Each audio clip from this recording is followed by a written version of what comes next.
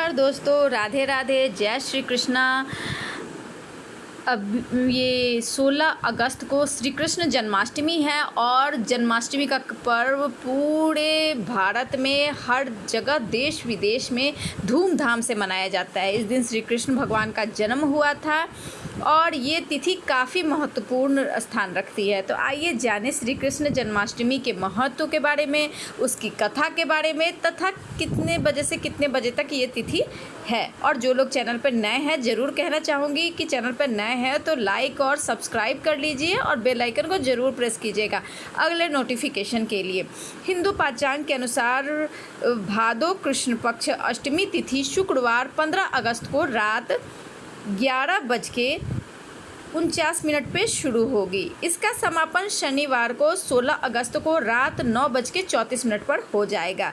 उदया तिथि के कारण श्री कृष्ण जन्माष्टमी का व्रत 16 अगस्त को ही रखा जाएगा। तो ये तिथि काफ़ी महत्व रखती है दोस्तों, और इस दिन की पूजा पाठ का विशेष महत्व है। भगवान कृष्ण का जन्म हर वर्ष भाद्र पक्ष मास की कृष्ण पक्ष अष्टमी तिथि को बड़े उत्साह और धूमधाम के साथ मनाया जाता है। यह केवल एक धार्मिक पर्व नहीं बल्कि प्रेम और भक्ति, न्याय और अन्याय पर विजय की प्रतीक का पर्व है।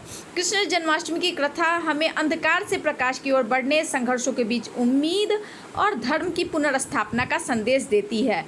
इस वर्ष कृष्ण जन्माष्टमी 16 अगस्त को ही मनाई जा रही है। तो इस अवसर पर हम आपके लिए लाए हैं कृष्ण जन्माष्टमी की पावन कथा, जो अधर्म पर धर्म की विजय और अंधकार में आशा और प्रेम की अटल शक्ति का प्रतीक है। तो आइए प्रारंभ करते हैं। पौराणिक कथा के अनुसार द्वापर युग में मथुरा में कंस नाम का एक राजा राज करता था।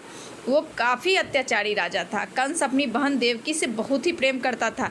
देवकी का विवाह वासुदेव से बड़े धूमधाम से हुआ। एक दिन जब वो अपनी बहन और बहनोई को लेके जा रहा था, अपनी बहन को विदा करने वो खुद ही जा रहा था, तो एक दिन आकाश में भविष्यवाणी हुई कि कंस की मौत उसी की बहन की 8वीं संतान द्वारा की जाएगी। यह सुन कंस बहुत डर गया और बहुत क्रूर शासक था। वो अपनी बहन देवकी और पति वसुदेव को उसने जेल में बंद कर दिया। देवकी ने विनती की कि उसकी संतान अपने मामा को कोई नुकसान नहीं पहुंचाएगी, लेकिन कंस ने उसकी एक नहीं सुनी और फिर उन्हें जेल में बंद कर दिया। देवकी ने 7 बार संतान को जन्म दिया, लेकिन हर बार कंस ने निर्दयता से उन सभी बच्चों को मार डाला। यह कड़वा सच देवकी और वासुदेव के लिए बहुत दर्दनाक था, पर उनका विश्वास और धैर्य अडिग था। हर बार जन्म लेने वाला बालक जो उनके लिए जीवन में आशा करता था, क्रूरता से छीन के उसे मार दिया जाता था। जब देवकी की 8वीं संतान हुई तो ईश्वर की माया से इसे कंस के कहर से बचा लिया। उस रात कारागार के दरवाजे अपने आप खुल गए, आसपास अंधकार उजाला में भर गया और सभी लोग अपने आप गहरी निद्रा में चले गए। वासुदेव ने इस दिव्य बालक को अपनी पत्नी देवकी के पास छोड़ने के बजाय व्रज के नंद बाबा के घर पहुंचाया और वहां पहुंचा के और फिर वहां से उनकी पुत्री को लेके आए। और उन्होंने उधर देवकी और वसुदेव ने जब पुत्र को देखा तो उन्होंने उसका के प्रति अपना कर्तव्य का पालन किया और उस बालक का पालन पोषण किया, जो भविष्य में कंस के अत्याचारों का अंत करने वाला था और धर्म की स्थापना करने वाला था।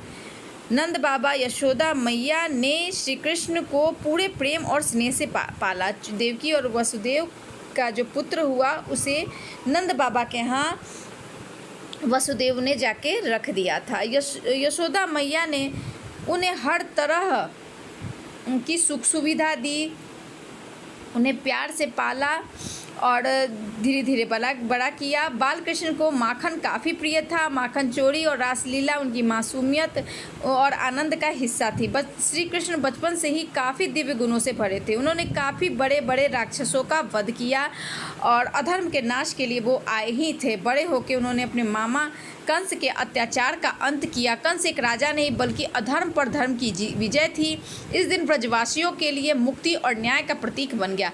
श्री कृष्ण की यह लीला हमें सिखाती है, हम चाहे कितनी भी मुश्किल में आए, सत्य और प्रेम की हमेशा जीत होती है। यह हमें उत्साह, साहस और भक्ति का रास्ता दिखाता है। तो मेरा ये छोटा सा वीडियो आप सभी को कैसा लगा ज़रूर बताइएगा, और सभी को जन्माष्टमी की हार्दिक शुभकामनाएं। हैप्पी जन्माष्टमी, शुभ जन्माष्टमी। तो चलिए, राधे राधे, जय श्री कृष्णा।